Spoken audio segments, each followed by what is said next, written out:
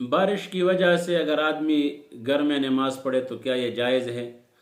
تو پچھلے زمانے میں مدینہ منورہ میں، مکہ میں، حرمین میں جب بارش ہوتی تھی تو وہاں کیچڑ ہوتا تھا اور بہت سے نظام آمد و رفت کا وہ خراب ہوتا تھا۔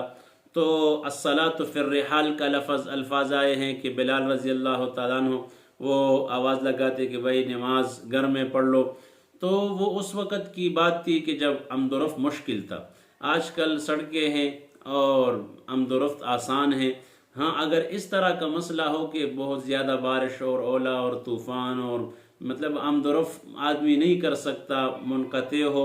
تو لہٰذا پھر آدمی گھر میں نماز پڑھے تو جائز ہے۔ اور اگر معمولی سی بارش ہو، آج کل چھتریاں لوگ استعمال کر سکتے ہیں اور پکے سڑکیں ہیں، مساجدوں میں بھی پانیوں کا انتظام ہے اور بہت سے سہولیات ہیں مساجدوں میں بھی، تو لہٰذا تھوڑی بہت سے بارش کی وجہ سے آدمی گھر میں نماز نہ پڑھے۔ ہاں، ایسا بارش ہو کہ آدمی بالکل وہ کچھ اس کو نظر نہ آئے اور اولے برس رہے ہو یا ہوا طوفان نظام ہو، تو پھر اگر آدمی گھر میں نماز پڑھ لے تو گنجائش ہے، ورنہ معمولی سی بارش ہونے سے